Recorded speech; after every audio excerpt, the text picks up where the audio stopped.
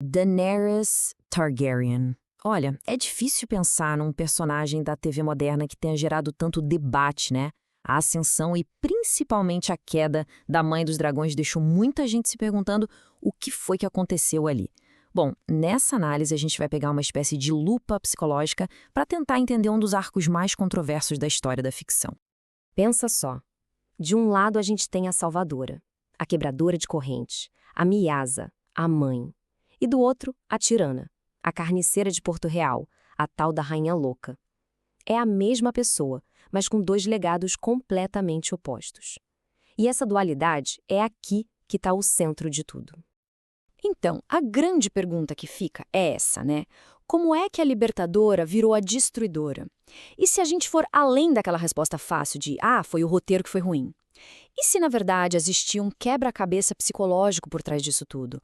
Um que a gente pode montar e resolver peça por peça. Certo, então bora mergulhar nisso. Para investigar a mente da Daenerys, a gente vai precisar das ferramentas certas, claro. E nesse caso, a nossa ferramenta vai ser um modelo de personalidade MBTI. É com ele que a gente vai entender como a mente dela funcionava, como ela processava o mundo e tomava as decisões. Para entender a Daenerys, a gente vai olhar para 4 engrenagens psicológicas principais, como está aqui na tela. Pensa assim, primeiro tem a Ni, que é a função da visão, aquela coisa focada num único futuro. Depois vem a Fê, a função da conexão com os outros. Aí tem a Ti, que é a análise lógica, mais interna. E por último a C, a função da experiência do mundo real, do agora. São essas as peças do nosso quebra-cabeça. E aí, juntando essas peças, a gente chega num diagnóstico bem interessante. Daenerys Targaryen tem todas as características de uma INFJ, um perfil conhecido como a advogada. É aquela pessoa supervisionária, movida por ideais, que usa sua intuição, a Ni, e a sua conexão com as pessoas, a fé, para tentar mudar o mundo. E é a partir de agora que a gente vai mostrar por que essa tese faz tanto sentido. Bora então para a segunda parte para ver as evidências na prática.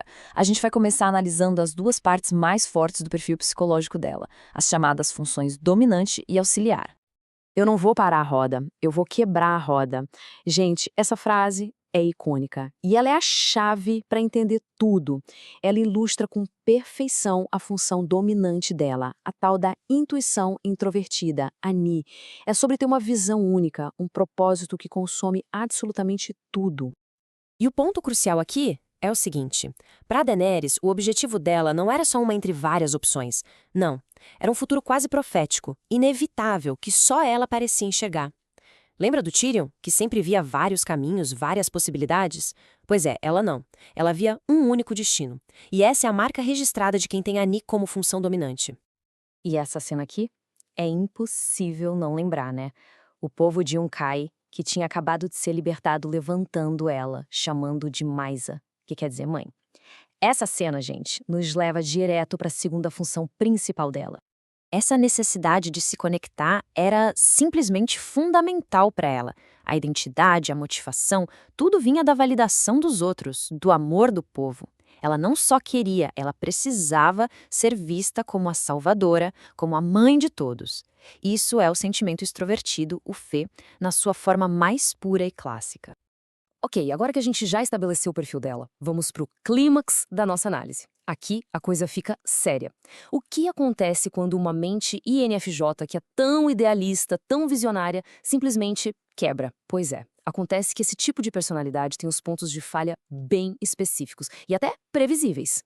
E esse colapso basicamente acontece em 2 etapas. A primeira é o que a gente chama de loop paranoico. A segunda é o grip destrutivo. São esses 2 mecanismos que juntos explicam a descida final dela até a tirania. Vamos para o primeiro estágio, então, o loop Ni-Chi. Imagina o seguinte, a pessoa começa a ignorar o mundo lá fora, a opinião dos outros e fica presa num ciclo vicioso. Fica só entre a visão interna dela, a Ni, e uma lógica própria, meio distorcida, a Ti. O resultado disso, uma espiral de paranoia, onde ela começa a usar argumentos frios para justificar por que não dá para confiar em ninguém. E isso, gente, explica perfeitamente o isolamento dela em Westeros. Foi esse loop que fez ela ter certeza de que todo mundo, a Sansa, o Tyrion, até o Jon, estava conspirando contra ela. Ela começou a criar uma lógica fria na própria cabeça para justificar essa desconfiança toda, se fechando completamente para o mundo. E aí vem o golpe final. o que a gente chama de Grypta-C inferior. Pensa que, sob um estresse absurdo, as funções principais dela simplesmente apagam. E aí, a função mais primitiva, a menos desenvolvida de todas, que é a sensação extrovertida, a C, assume o controle total. E o resultado disso é um comportamento impulsivo, inconsequente e fisicamente destrutivo. Aquele momento em Porto Real, quando ela ouve os sinos da rendição, foi ali que a mente dela entrou em colapso. A destruição da cidade não foi uma escolha estratégica, não foi maldade calculada. Foi uma erupção, uma explosão crua e impulsiva daquela função C. Era uma necessidade primitiva de causar um impacto físico real para tentar abafar a dor interna, que já era insuportável. E isso tudo nos leva ao veredito trágico da história. No fim das contas, a queda da Daenerys não foi um surto de loucura aleatório. Foi, na verdade, um caso clássico e até previsível do colapso de um tipo de personalidade muito específico quando levado ao seu limite absoluto.